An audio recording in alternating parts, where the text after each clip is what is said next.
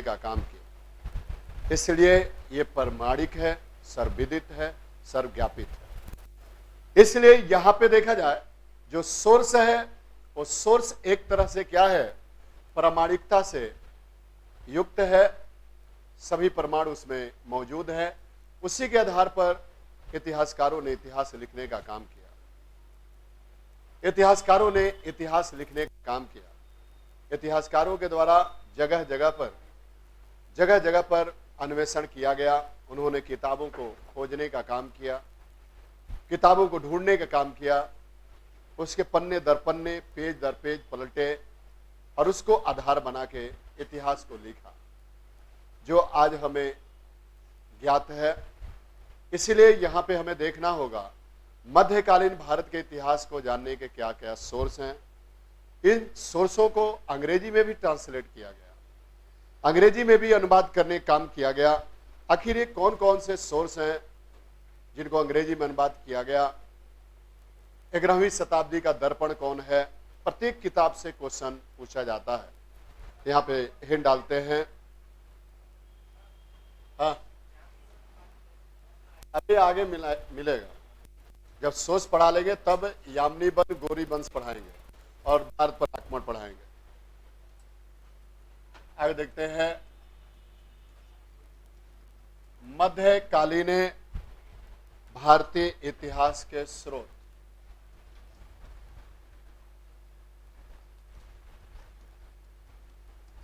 इतिहास के स्रोत, सोर्स ऑफ मिडवल हिस्ट्री। जैसे हमने इतिहास पढ़ाते समय प्राचीन भारत के इतिहास के जानने के सोर्स को देखा था, ठीक उसी तरह मध्यकालीन भारत के इतिहास के भी जानने के अपने सोर्स हैं, अपने स्रोत हैं। कौन कौन से स्रोत हैं इस पर हम बातें करते हैं। इसमें सबसे पहला पुस्तक है जिसका नाम है चचनामा। अभी आप देखे होंगे चचनामा एमपीपीसीएस के प्री में पूछा गया था। चचनामा किसकी रचना है? चचनामा कई बार पूछा जाता है और ये चचनामा नहीं होता तो सिंध का इतिहास अधूरा रह जाता कि सिंध पर मोहम्मद बिन कासिम ने आक्रमण किया था। ये अली अहमद की रचना है, अली अहमद ने इसे लिखने का काम किया है। तो सबसे पहली कृति है जिसका नाम है चचनामा। ये नोट कर ले, चचनामा। यह है अरबी भाषा में, इसकी भाषा अरबी है। यह है अरबी भाषा में अली अहमद के द्वारा लिखा गया था। अली अहमद के द्वारा लिखा गया था। कहीं कहीं पे ऐसा लगता है कि अली अहमद फर्जी इसको लिखे। इसका लेखक अननोन है, जैसे पेरिप्लस ऑफ एथियंस का लेखक अननोन है, ठीक उसी तरह इसका भी लेखक क्या है? अननोन है, अज्ञात है। लेकिन फिर भी कुछ लोगों ने कहा है कि नहीं, ये अली अहमद के द्वारा लिखित रचना है और ये अरबी भाषा में लिखी गई है। इसकी रचना किस भाषा में की गई है? अरबी भाषा में की गई है। ये नोट करने स्टार्ट में के इस पुस्तक से सिंध विजय अभियान की जानकारी मिलती है। सिंध विजय अभियान जानकारी मिलती है, जानकारी मिलती है। अब यहां पे देखें सिंध विजय किसने किया था? मोहम्मद बिन कासिम ने किया था। और इसी मोहम्मद बिन कासिम के विजय अभियानों की गाथा है और किसमें दिया गया है? चचनामा में दिया गया है। जैसा कि कल हमने चर्चा किया था कि सिंध विजय करने से पहले 2 बार आक्रमण हो चुका था, लेकिन दोनों बार आक्रमण विफल करने का काम सिंध के राजा दाहिर ने किया था। आखिर इसका आक्रमण करने का कारण क्या बना? आक्रमण करने का कारण यह बना कि जो श्रीलंका का राजा था, श्रीलंका के राजा ने इस्लाम धर्म को स्वीकार कर लिया। श्रीलंका के राजा ने इस्लाम धर्म को स्वीकार कर लिया और इस्लाम धर्म को स्वीकार करने के पश्चात उसने कुछ उपहार किसके पास भेजने का ऐलान किया। कुछ उपहार उसने भेजा और वो भेजा इराकी गवर्नर के पास, जो उस समय गवर्नर कौन था, हज्जाज था। उसी हज्जाज के पास भेजा ताकि खलीफा के नाम कुछ उपहार चला जाए। उसमें कुछ महिलाएं भी थी, कुछ सामान भी थे, खाने पीने की वस्तुएं भी थी। पूरा नाव लद के जा रहा था, एक जहाज लद के जा रहा था। लेकिन वो जहाज जब ठट्टा बंदरगाह पे पहुंचा, सिंध के पास ठट्टा बंदरगाह था, उसी बंदरगाह पे पहुंचा तो वहां पे कुछ समुद्री लुटेरे रहते थे, जिन्हें जलदस्यु कहा जाता था। उन समुद्री लुटेरों ने उसे लूट लिया। समुद्री लुटेरों के द्वारा क्या किया गया, उसे लूटने का काम किया गया, उसे लूट लिया गया। जब उसे लूटा गया तो लूटने के पश्चात जो इराकी गवर्नर था वो नाराज हुआ। इराकी गवर्नर हज्जाज ने कार्रवाई करने के लिए राजा दाहिर को कहा कि आपके क्षेत्र में यह बंदरगाह आता है, मेरे सामान लूट लिए गए, आप जलदस्युओं पे आक्रमण करो, जलदस्युओं पे कार्रवाई करो, दंडित करो। राजा दाहिर ने पल्ला झाड़ दिया, कहा कि हम उन पे कार्रवाई नहीं कर सकते, वो मेरे क्षेत्र में नहीं आ रहा है। जिसके कारण यहाँ पे देखा जाए तो अब इराकी गवर्नर ने आक्रमण करने का आदेश दे दिया। 711 में बुंदेला, अब्दुल्ला दोनों आक्रमण किए। 2 बार आक्रमण हुआ, लेकिन दोनों यहाँ पे मारे गए। राजा दाहिर ने दोनों को पराजित कर दिया, दोनों मारे गए। उसके बाद इराकी गवर्नर ने अपने भतीजा उर्फ दामाद को आक्रमण करने की आज्ञा दिया, जो 17 वर्षीय सेनापति था, जिसका नाम क्या था, मोहम्मद बिन कासिम। कासिम ने सबसे पहले तो सिंध के ठट्टा बंदरगाह पे आक्रमण किया, जहां पे जहाज लूटी गई थी।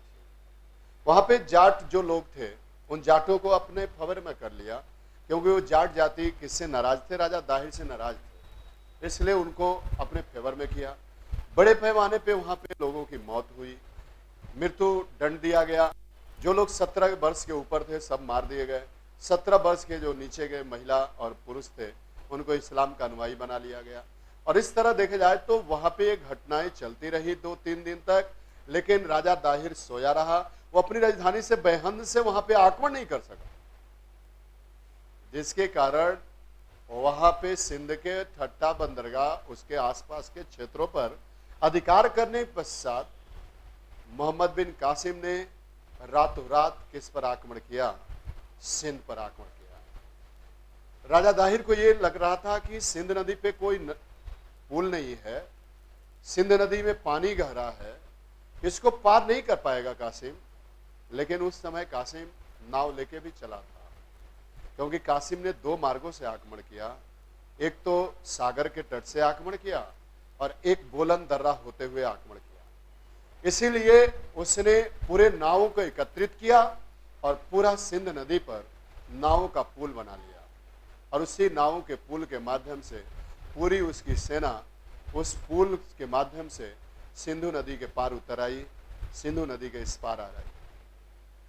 सुबह जब पता चला कि अरब आक्रमणकारी तो पहुंच चुके हैं, आश्चर्यचकित हो गया। बेहन से निकलकर राजा दाहिर ने मुकाबला किया, लेकिन वो भागने के लिए विवश हुआ। राजा दाहिर की जो राजधानी थी बेहन, वहां पे उनकी पत्नी थी रानी बाई। रानी बाई ने मोहम्मद बिन कासिम का मुकाबला किया, लेकिन रानी बाई भी पराजित हो गई। अंतोगत्वा उसने क्या किया, चिता सजाई और जितनी भी रानियां थी, महिलाएं थी, वो सब उसमें जिंदा जल मरी, और इसी को जौहर प्रथा कहा गया। ये सिंध से ही जौहर प्रथा शुरू हो गया। जो ये प्रथा हर जगह पे लागू रहता था। क्यों लागू रहता था?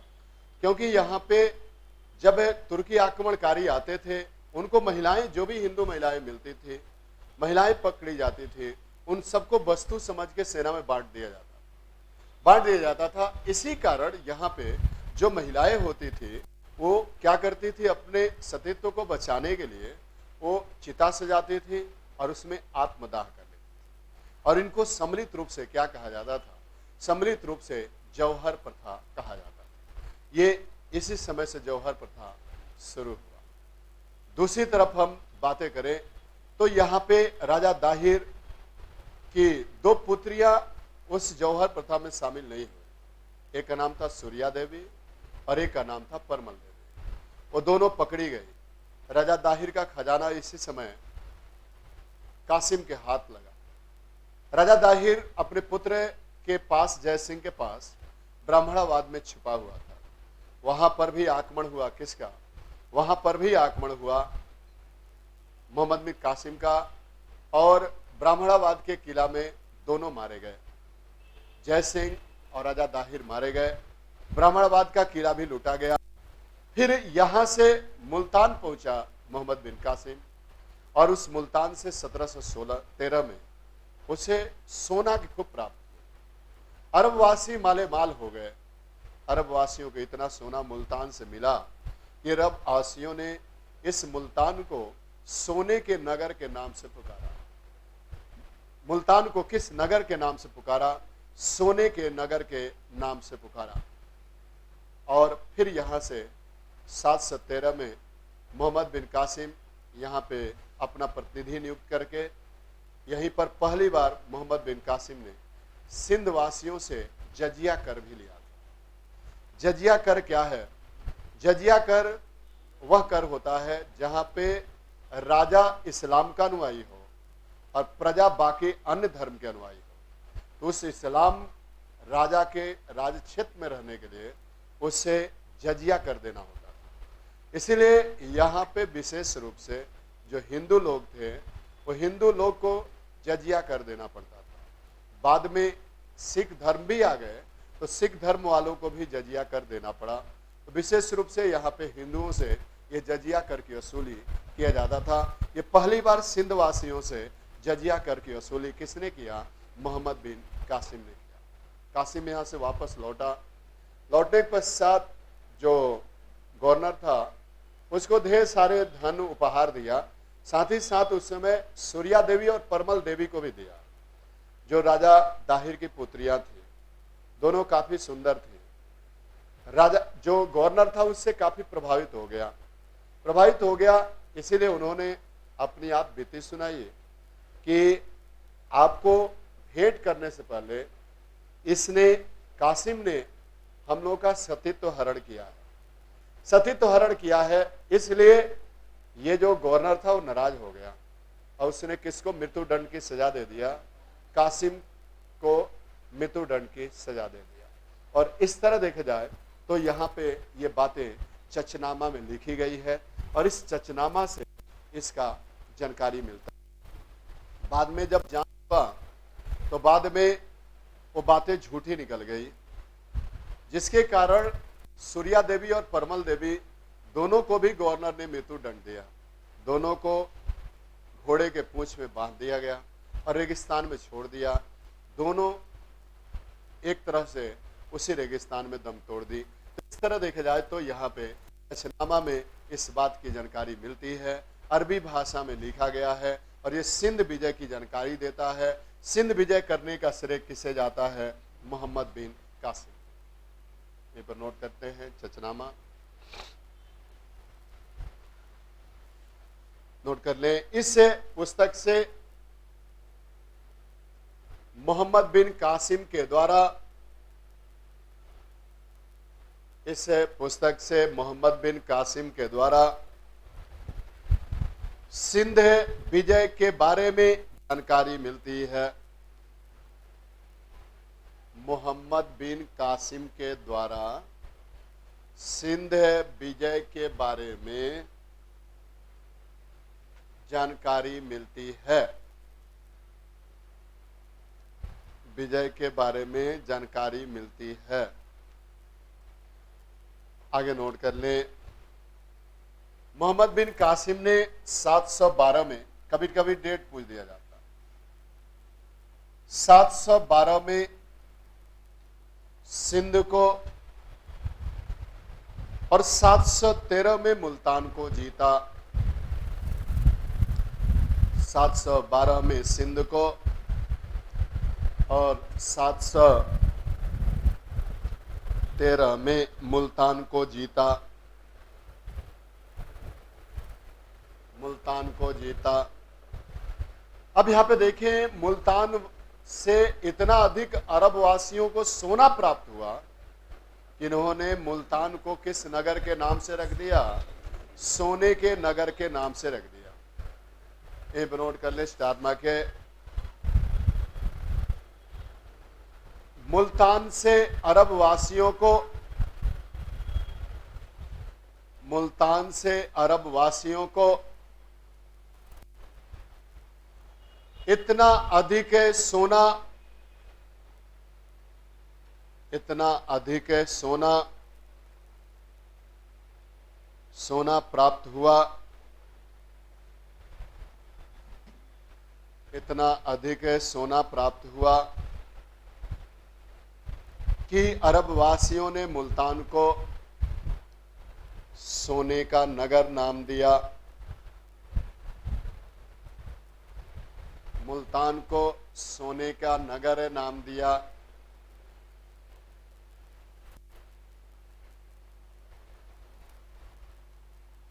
नगर नाम दिया। आगे नोट कर ले स्टार बना के।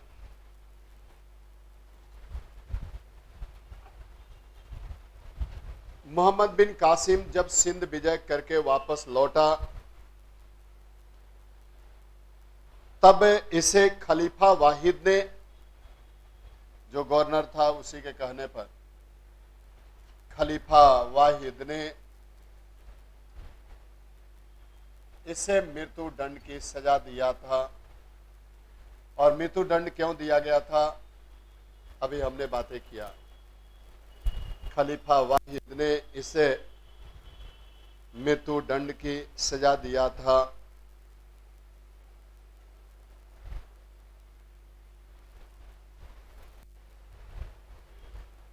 आगे नोट कर लें।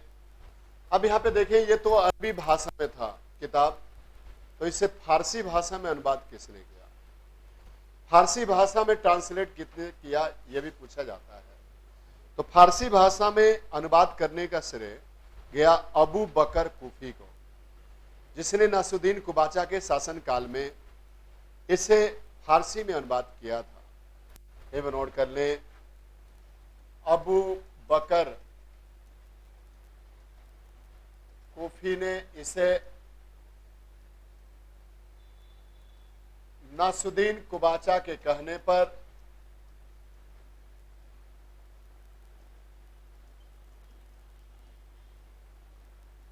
नासुद्दीन कुबाचा के कहने पर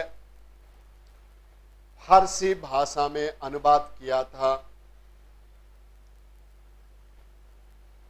अबू बकर कूफी ने नासुद्दीन कुबाचा के कहने पर फारसी भाषा में अनुवाद किया था।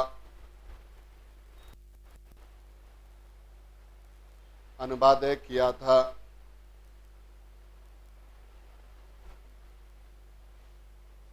चचनामा का अंग्रेजी में अनुवाद।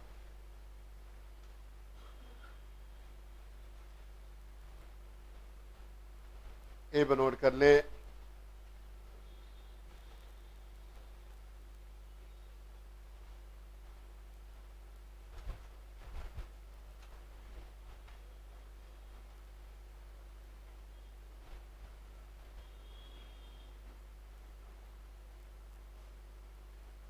चचनामा का मतलब क्या होता है?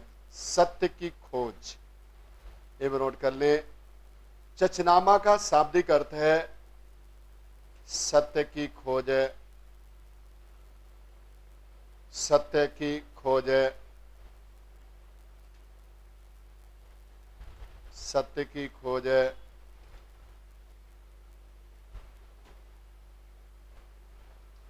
आगे नोट कर ले,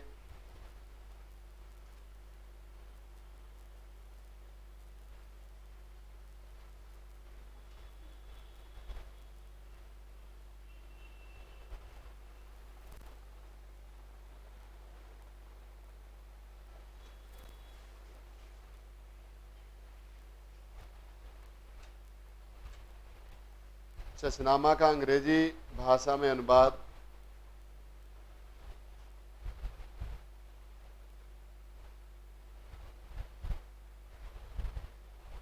नहीं दिख रहा है, हालांकि अभी कभी पूछा नहीं गया है, लेकिन भविष्य में पूछा जा सकता है। फारसी भाषा में तो कुफी ने किया, अंग्रेजी भाषा में नहीं दिख रहा है।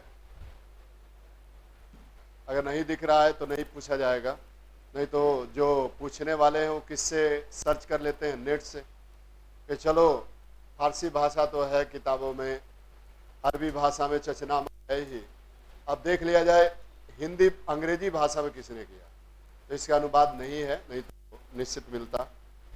आगे देखते हैं, दूसरी किताब है तहकीक हिंद।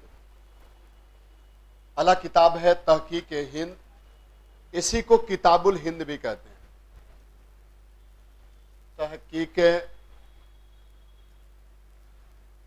हिंद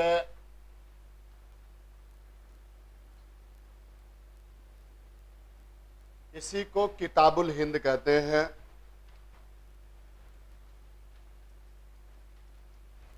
किताबुल हिंद,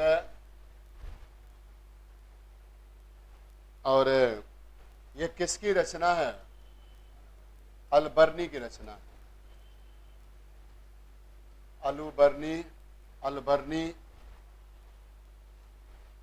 अलबर्नी की रचना है।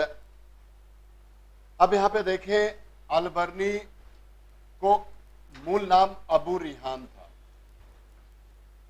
अलबर्नी का जन्म खीवा में हुआ था। खीवा ईरान का एक शहर, और उस शहर पर किसने आक्रमण किया? महमूद गजनवी ने आक्रमण किया।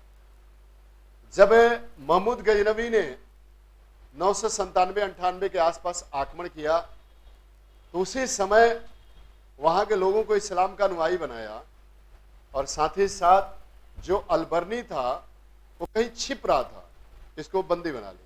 क्या कर लिया? चलो इसको लाके जेल में डाल दिया महमूद गजनवी।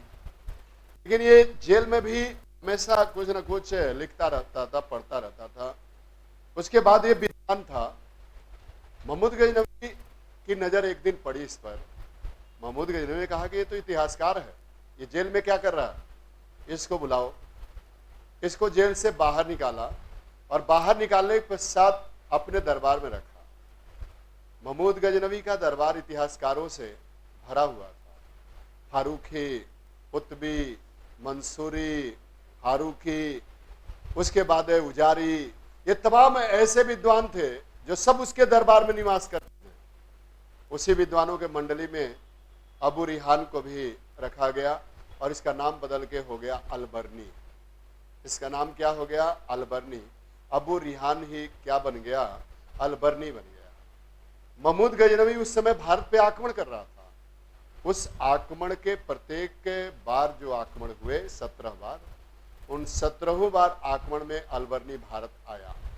उसने भारत को देखा, यहाँ के सामाजिक व्यवस्था को देखा, यहाँ के राजनीतिक व्यवस्था को देखा, यहाँ के धार्मिक व्यवस्था को देखा, यहाँ के लगभग वेदों को देखा, ग्रंथों को देखा, ये तमाम चीजों को देखने का काम किया। और ये पहला मुसलमान था जिसने वेद को पढ़ने का काम किया। हालांकि जब मोहम्मद बिन कासिम का आक्रमण हुआ सिंध पर, तो उसी समय एक अबू मसहर नामक मुस्लिम अरबी यात्री वह बनारस आया था, और वो संस्कृत पढ़ने के लिए बनारस आया। इसीलिए बहुत से जो मुसलमान लोग हैं वो संस्कृत भी पढ़ते हैं। अलीगढ़ मुस्लिम विश्वविद्यालय में भी संस्कृत की फैकल्टी है। इसलिए आप देखे होंगे कि एक बीएचयू में कोई संस्कृत के प्रोफेसर गए थे चुनकर, फिरोज खान, फिरोज या कुछ नाम था उनका, जिसके कारण बीएचयू में उनको बिल्कुल कर्मकांड पढ़ाने के लिए लगा दिया था। कर्मकांड पढ़ाने के लिए लगा दिया गया था। इसलिए वहां पे विरोध चल रहा था बीएचयू में कि इनको प्रोफेसर बनाइए, लेकिन कर्मकांड न पढ़वाइए, ये मामला था। तो यहां पे क्या है, उस समय संस्कृत पढ़ा, संस्कृत का अबू मसहर ने प्रचलन शुरू किया। इसीलिए बहुत से मुसलमान यात्री जो आए उन्होंने संस्कृत का अध्ययन किया, लेकिन वेदों और पुराणों का, महाभारत और रामायण का अध्ययन करने वाला पहला मुसलमान अलबर्नी ही था। अलबर्नी ही था जिसने अध्ययन किया। और ये क्वेश्चन पूछा जाता है कि किसने अध्ययन किया था? पुराणों का अध्ययन किया, महाभारत का अध्ययन किया, रामायण का अध्ययन किया, किसने किया था? तो उसका आंसर क्या जाता है? अलबर्नी ने किया था। आगे नोट कर लें, अलबर्नी ने इस किताब की रचना अरबी भाषा में किया था। कई बार पूछा जाता है कि इसकी रचना अरबी भाषा में, कि तुर्की भाषा में, कि फारसी भाषा में की गई थी। तो किताबुल हिंद, जिसे तहकीके हिंद कहा जाता है, ये अरबी भाषा में लिखी गई थी। इसकी रचना किस भाषा में की गई थी? अरबी भाषा में की गई थी। इसकी रचना अरबी भाषा में की गई थी। दूसरा पॉइंट है, अब यहां पे देखें, एक सवाल है कि इसको अंग्रेजी में ट्रांसलेट किसने किया? एक बार आईएएस में पूछा है, एक बार पीसीएस में पूछा है। एडवर्ड सचाऊ, एडवर्ड सचाऊ नामक अंग्रेज ने इसका अंग्रेजी भाषा से, अंग्रेजी भाषा में ट्रांसलेट किया अरबी भाषा से। ये भी नोट कर ले, एडवर्ड सचाऊ ने, एडवर्ड सचाऊ ने, सचाऊ ने, सचाऊ ने अरबी भाषा से अंग्रेजी भाषा में सर्वप्रथम अनुवाद किया, सर्वप्रथम अनुवाद किया और इसका नाम दिया India an account of the religion, India an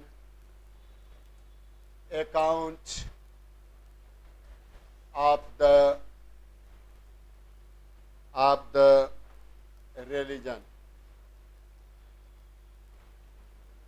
account of the religion, इसका नाम दिया India an account of the religion.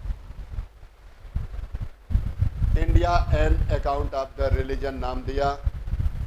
और किसका नाम था इसी किताब का? तहकीके हिंद का अंग्रेजी में ट्रांसलेट करके नाम रखा गया। तो फिर यहाँ पे एक सवाल है कि इसका हिंदी भाषा में अनुवाद किसने किया? रजनीकांत शर्मा ने, रजनीकांत ने किया। ये नोट कर लें, इसका हिंदी भाषा में अनुवाद रजनीकांत शर्मा के द्वारा किया गया। यही इलाहाबाद के हिंदी ग्रंथावली से पब्लिश हुआ। रजनीकांत शर्मा ने किया। एक नोट कर ले, स्टार ना के। तहकीके हिंद में कुल 80 अध्याय है। तहकीके हिंद में कुल 80 अध्याय है। आगे नोट कर ले, 80 अध्याय है। और इस किताब से भारत की राजनीतिक, इस किताब से भारत के राजनीतिक, सामाजिक, आर्थिक,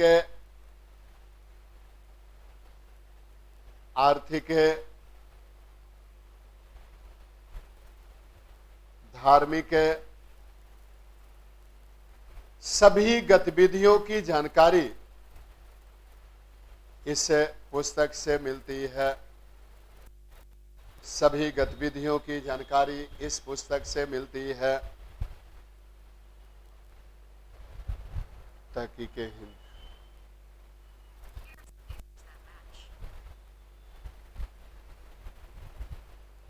अलबर्नी।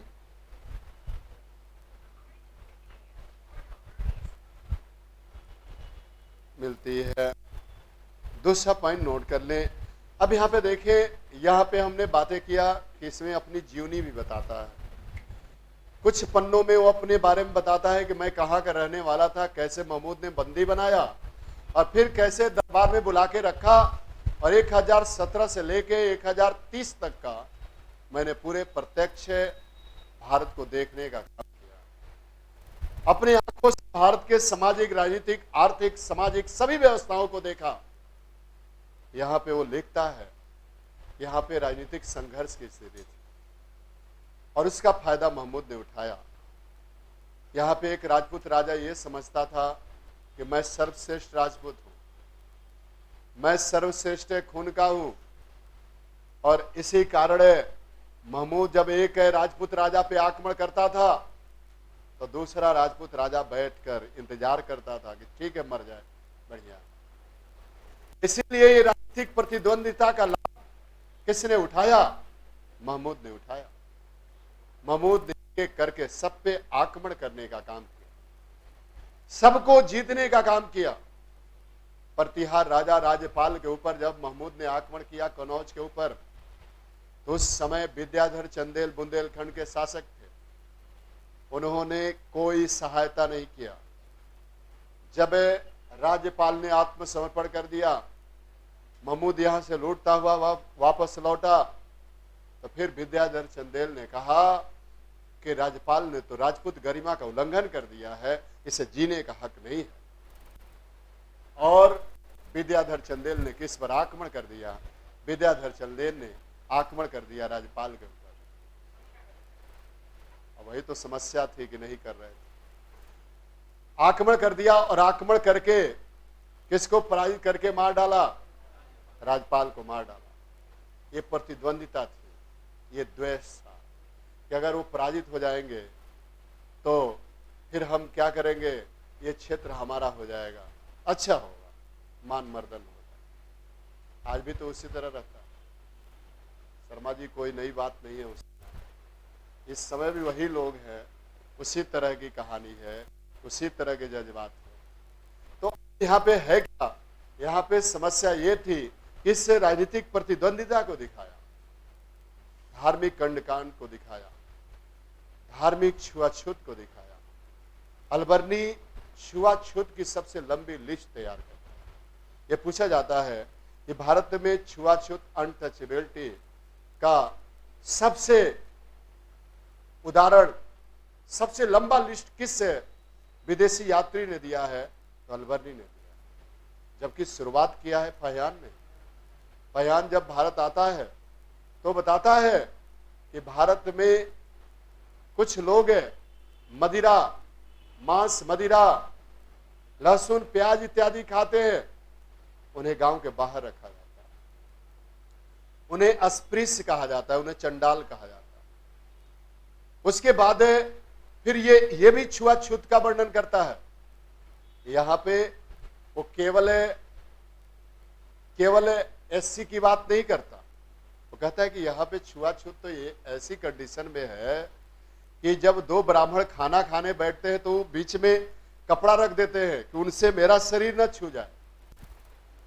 छुआछूत की ये चरण प्रणीति है। ये कौन कहता है? अलबर्नी कहता है। अनटचेबिलिटी कहता है, मुझे मत छुओ, मैं अपवित्र हो जाऊंगा। तो इस तरह का देखा जाए तो छुआछूत धार्मिक प्रथा में भी बताता है किस किस देवी देवता की यहाँ पे पूजा होती है, वेद पुराण क्या है, इन सब के बारे में एक तरह से बातें कहता है। हर पहलुओं पे फोकस करता है, यहाँ तक कि रेखा गणित की चर्चा करता है, ये ज्यामिति की चर्चा करता है, शून्य की चर्चा करता है। अब यही से क्वेश्चन उठा के रख देता है। एक बार आईएएस में क्वेश्चन रखा कि अलबर्नी ने अपनी किताब तहकीके हिंद में किस बात का उल्लेख नहीं किया, किस बात का उल्लेख नहीं किया है, यह पूछा, या फिर उसमें किस निम्नलिखित में से किसका उल्लेख किया है, यह भी पूछा। इसलिए प्रत्येक चीज को अंदर जाने के पहले हम लोग माइन्यूटली देखते चलेंगे कैसे कंपटीशन के लिए क्या उपयोगी है। ये भी नोट कर लें। अलबर्नी, स्टार बना के नोट कर ले। अलबर्नी का जन्म खीवा शहर में हुआ था। अलबर्नी थोड़ा सा अपने बारे में वो बताता है किताब में। पहले प्रत्येक जो विचार लिखने वाले लोग हैं किताब, वो अपने बारे में थोड़ा सा इंट्रोडक्शन करते हैं, तो इंट्रोडक्शन कर रहा है। अलबर्नी का जन्म ईरान के खीवा शहर में 973 ईस्वी में हुआ। खीवा 973 में हुआ। आगे नोट कर ले। महमूद गजनवी ने उसे आक्रमण के समय बंदी बनाकर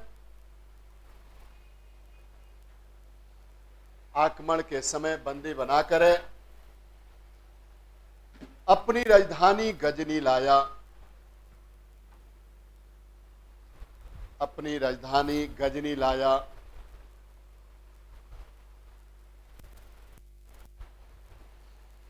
अपनी राजधानी गजनी लाया। यहीं पर नोट कर स्टार में के गजनी लाया। ये पर नोट कर ले। 1018-19 ईस्वी में 1018-19 ईस्वी में महमूद गजनवी के आक्रमण के साथ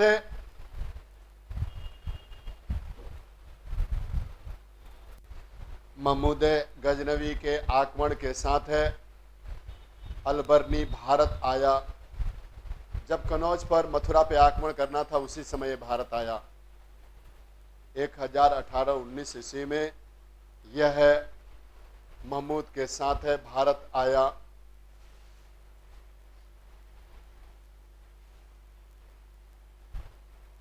ये पर नोट कर ले।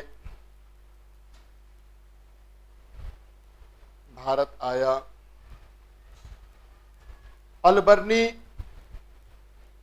यद्यपि महमूद के साथ भारत आया, लेकिन वह वापस नहीं गया।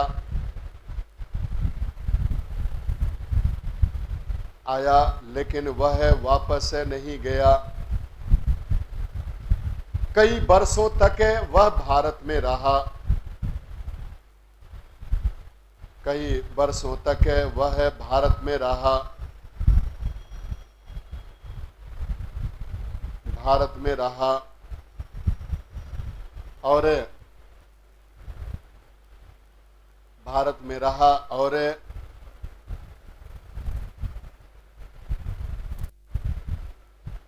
वर्षों तक भारत में रहा और यहाँ के सामाजिक, आर्थिक, राजनीतिक, सामाजिक, आर्थिक, राजनीतिक, सामाजिक, आर्थिक, राजनीतिक सभी गतिविधियों पर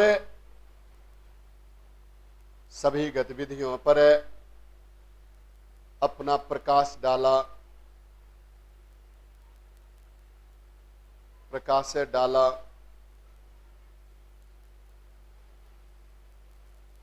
ए नोट कर ले। स्टार बना के। अलबर्नी ने भारतीयों की भाषा, धर्म दर्शन,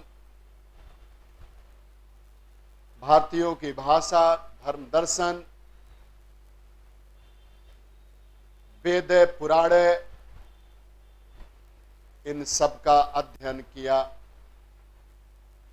वेद पुराण इन सब का अध्ययन किया।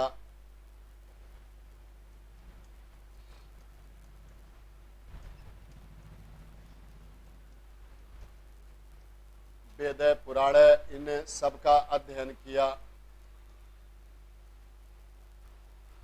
इन सब का अध्ययन किया। ए पर नोट कर ले, स्टार बना के। अल बर्नी ने खगोल शास्त्र भी पढ़ा। क्या क्या पढ़ा, क्या क्या अध्ययन किया, यही इंपॉर्टेंट है, स्टार बना के नोट करेंगे। अल बर्नी ने खगोल शास्त्र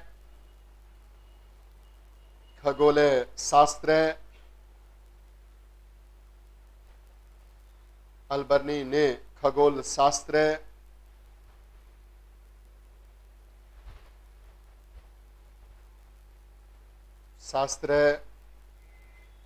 भूगोल,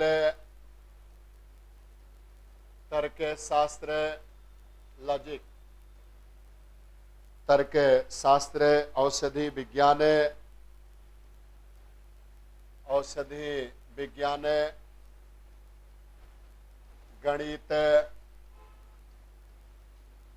गणित,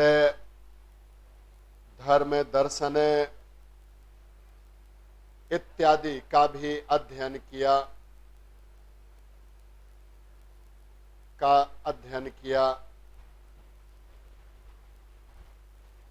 ए नोट कर ले। अब यहां पे देखिए, अल बर्नी ने अपने इस किताब में किसका जिक्र किया है? कपिल मुनि के सांख्य दर्शन का जिक्र किया है। उसके बाद बरामहीर की बृहद संहिता का जिक्र किया है कि मैंने इस सब किताबों का अध्ययन किया है। फिर पतंजलि के योग का जिक्र किया है और ब्रह्मगुप्त के ब्रह्म सिद्धांत का भी जिक्र किया है।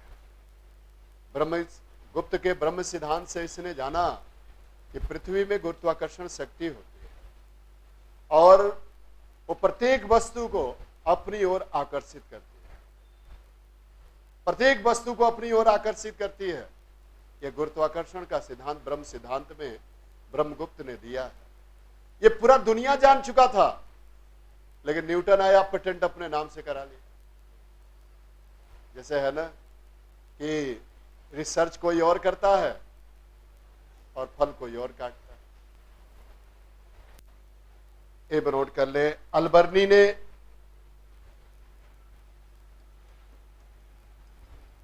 ब्रह्मगुप्त के ब्रह्म सिद्धांत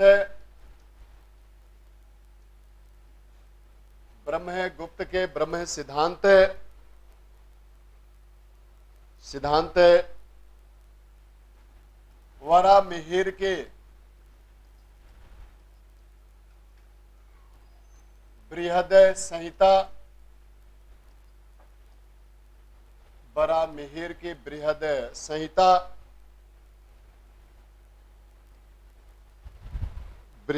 संहिता, कपिल मुनि के सांख्य,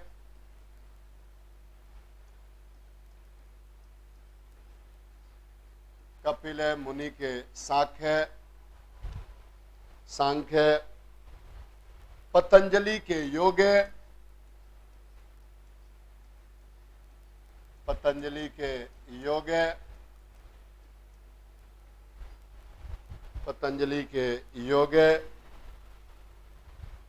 इत्यादि रचनाओं का उल्लेख किया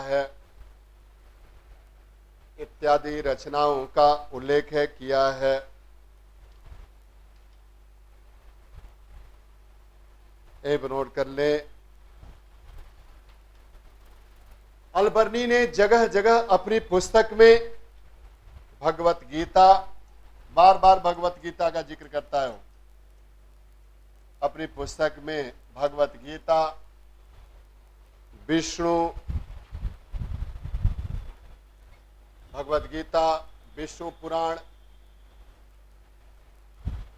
पुराण, वायु पुराण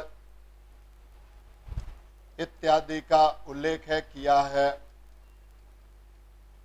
विष्णु पुराण, वायु पुराण इत्यादि का उल्लेख किया है।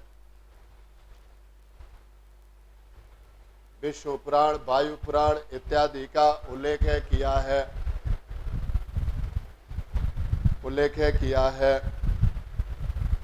एक नोट कर ले, स्टार बना के।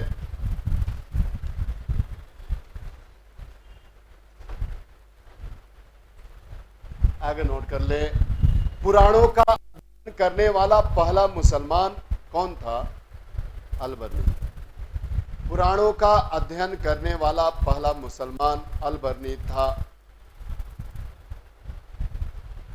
अल-बर्नी था।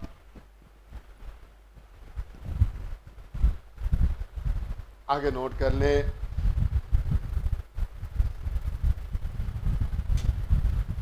एक नोट कर ले। अल-बर्नी ने अपनी इस पुस्तक में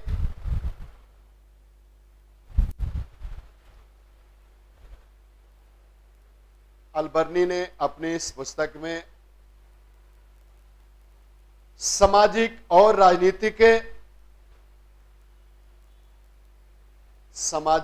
एवं राजनीतिक कमजोरियों का उल्लेख किया है। सामाजिक एवं राजनीतिक कमजोरियों का उल्लेख किया है।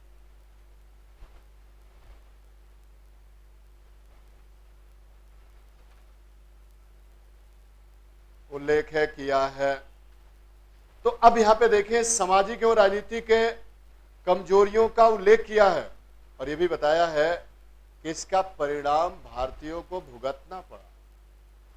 इसका लाभ किसको मिला? महमूद को मिला। कमजोरियों का उल्लेख किया है तथा इसी कमजोरियों का फायदा महमूद गजनवी को मिला। महमूद गजनवी को मिला।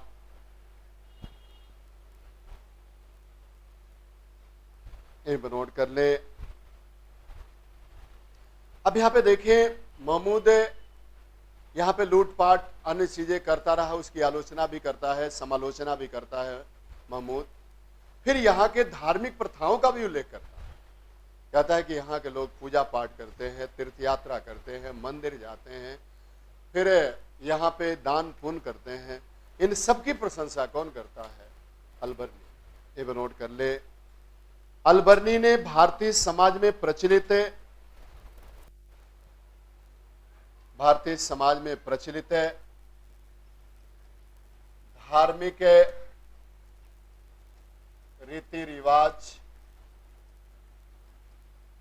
धार्मिक रीति रिवाज, व्रत, पूजा पाठ, दान,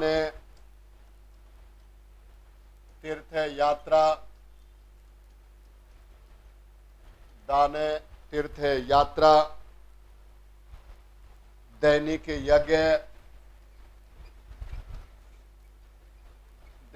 यज्ञ इत्यादि का उल्लेख किया है। दैनिक यज्ञ इत्यादि का उल्लेख किया है।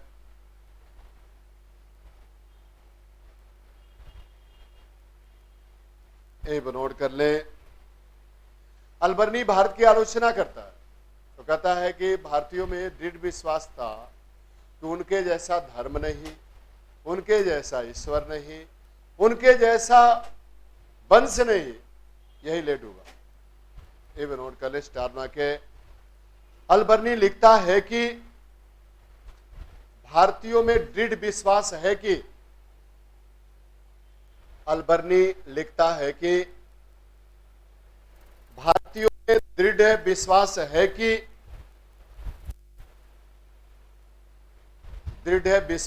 कि उनके जैसा कोई देश नहीं,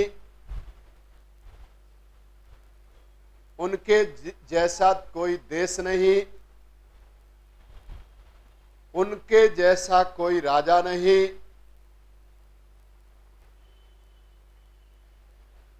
और उनके जैसा कोई वैज्ञानिक नहीं। उनके जैसा कोई वैज्ञानिक नहीं। यही नकारात्मक सोच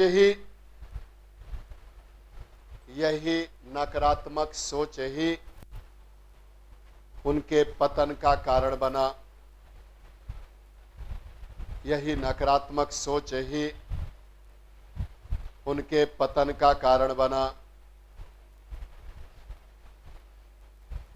नकारात्मक सोच ही उनके पतन का कारण बना।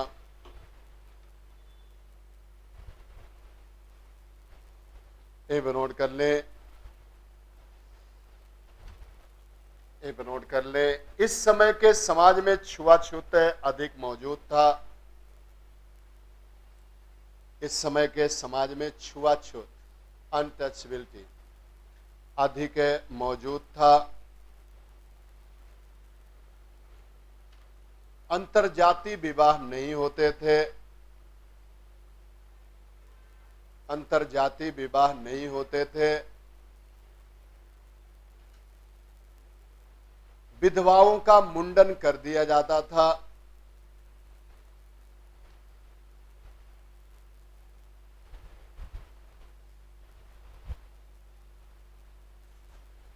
मुंडन कर दिया जाता था।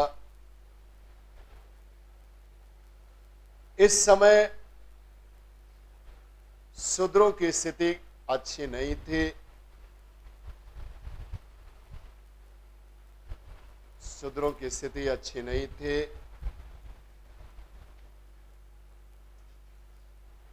अलबर्नी 8 प्रकार के चंडाल जातियों का उल्लेख करता है। ये नोट कर ले। अलबर्नी ने 8 प्रकार के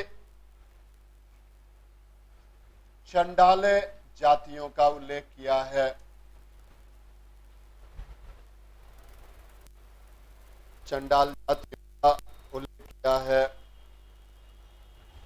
जिसमें प्रमुख है मोची, मछुआरे, शिकारी, टोकरी बनाने वाले, शिकारी टोकरी बनाने वाले, सड़क पर झाड़ू लगाने वाले,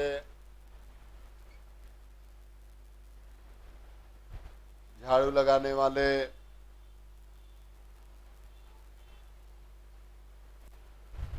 चमड़ा के काम करने वाले, इन सभी लोगों को इन्होंने क्या कहा है? शूद्र कहा है। और इसीलिए पूछा जाएगा कि छुआछूत की सबसे लंबी सूची किसने दिया है? तो इतनी लंबी सूची किसी विदेशी यात्री ने नहीं दिया, अलबर्नी ने दिया। ये नोट कर ले। सड़क पे झाड़ू लगाने वाले, मोची, चमड़ा के काम करने वाले इत्यादि। ये नोट कर ले स्टार के। छुआछूत की सबसे लंबी सूची अलबर्नी के द्वारा दी गई है। छुआछूत की सबसे लंबी सूची अलबर्नी के द्वारा दी गई है। अलबर्नी के द्वारा दी गई है।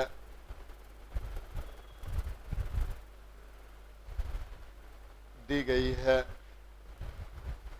तो इस तरह देखे जाए तो यहाँ पे छुआछूत, ब्राह्मण ब्राह्मण में छुआछूत कि हम सर्वश्रेष्ठ ब्राह्मण है, राजपूत में छुआछूत है, शूद्र शूद्र के बीच छुआछूत है। एक तरह से हिंदुस्तान के जनमानस में एक तरह के ये छुआछूत की व्यवस्था फैली, और इसी इसका फायदा किसने उठाया? एक तरह से अलबर्नी ने उठाया। एक लोगों पे आक्रमण होता था तो बाकी अन्य लोग जो समाज में प्रताड़ित होते साथ नहीं कहते ठीक है, अच्छा है, उनका सही हो जा रहा है उनके साथ। इसीलिए यहाँ पे एक एक करके हिंदुस्तान के अलग अलग हिस्सों में महमूद गजनवी के द्वारा आक्रमण किया गया। 17 बार आक्रमण किया गया। एक अकूत संपदा यहाँ से ले जाकर गजनी और मध्य एशिया में पहुंचाया गया। आगे देखते हैं। अगली किताब है ताज उल मासिर। तो ये तो रहा तहकीके हिंद, और तहकीके हिंद को 11वीं शताब्दी का दर्पण कहा जाता है। इसे नोट कर लेंगे। तहकीके हिंद को 11वीं शताब्दी के भारत के इतिहास का दर्पण कहा जाता है। भारत के इतिहास का दर्पण कहा जाता है।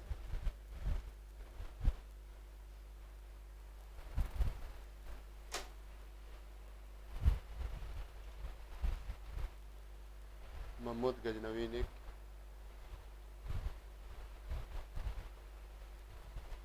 अलबर्नी में कितने वर्ष में तहकीक हिंद लिखा?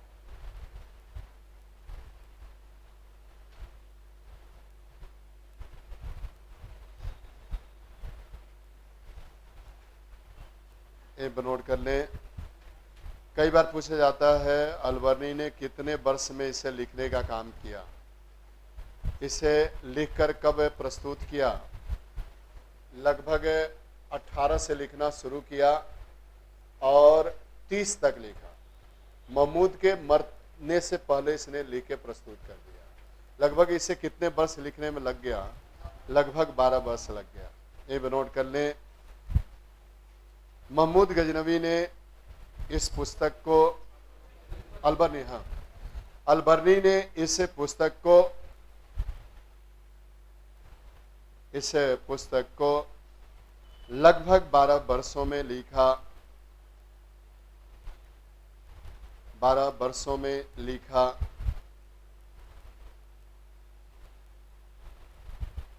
आगे नोट कर ले, वर्षों में लिखा।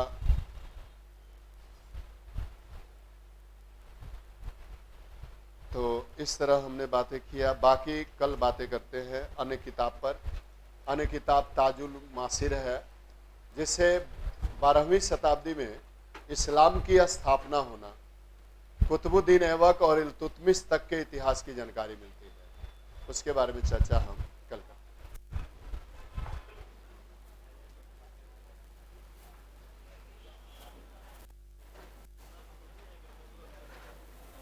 करेंगे। छोड़ो निकल जाओ।